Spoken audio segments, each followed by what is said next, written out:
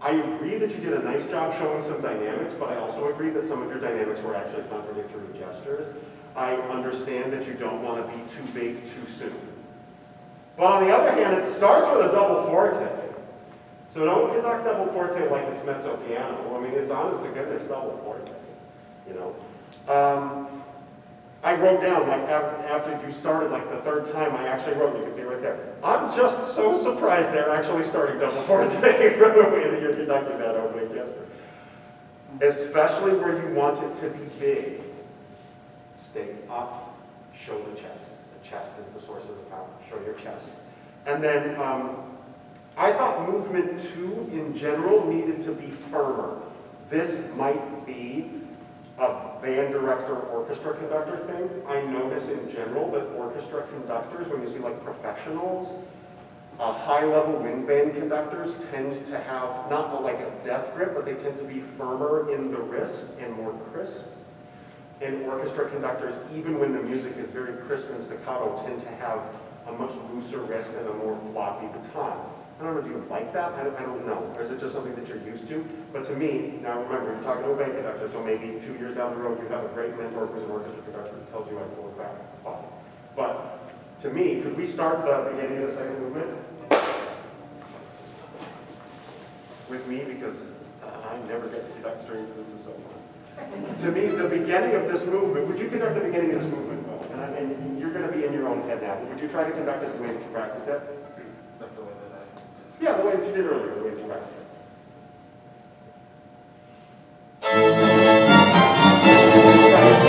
You're kind of sideways with the baton, and you're doing a lot of this, right? This is me conducting this. Now, the orchestra can tell you if they like this better or not, right?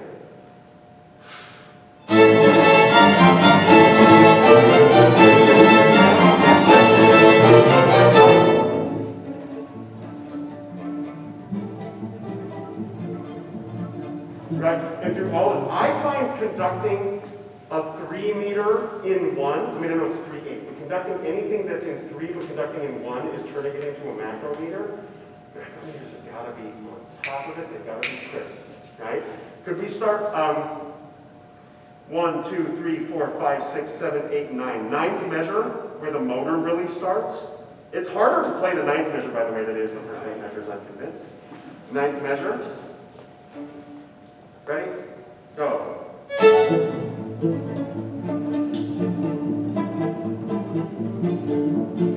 Right? Or ninth measure. Ready?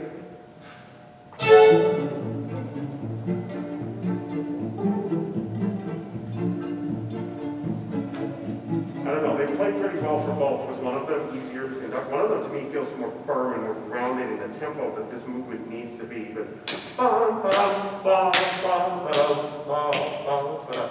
Just feels more settled, more grounded.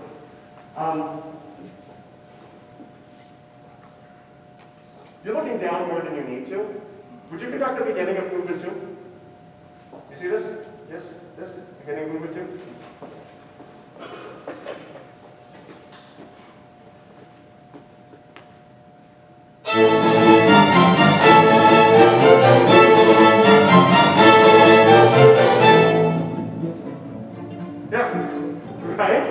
Like that's like those 8 measures at the beginning are so blatantly obvious that there's just no way you need to look down for those. And I know you will. I know that you're prepared. I know it.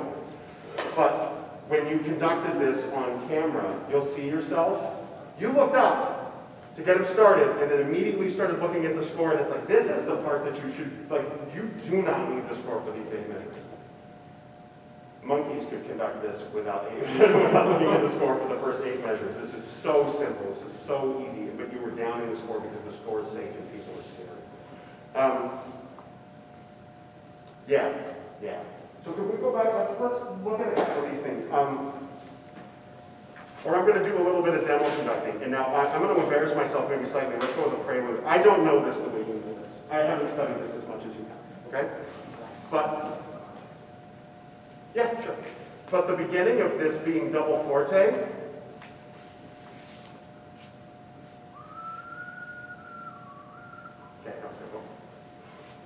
so what's my double forte gesture? You were here. Beginning?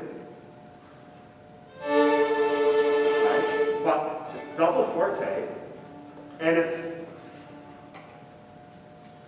I don't know if there's an accent at the beginning. I mean, there's not written an accent at the beginning, so I don't know how you want it to begin. If you want a little zing to it, or if you just want it to fall right into the tremolo, but to me,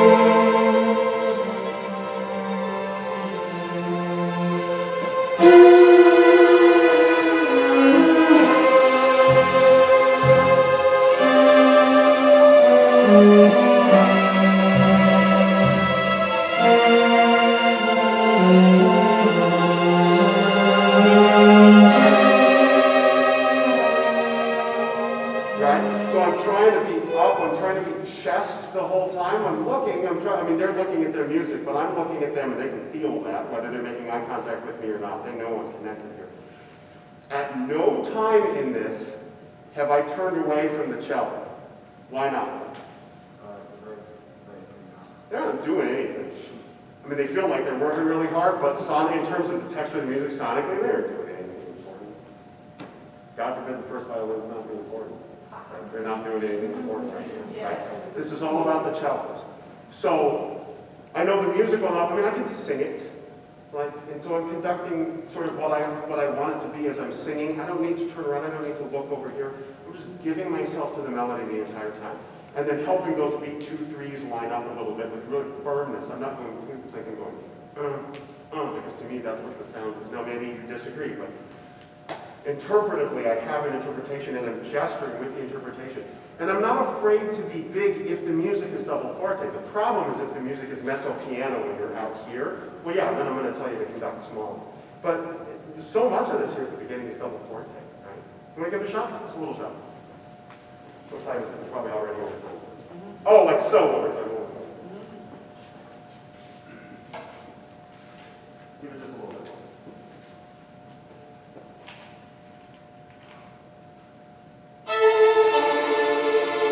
Yeah, you know what would really help that? A fabulous double forte breath.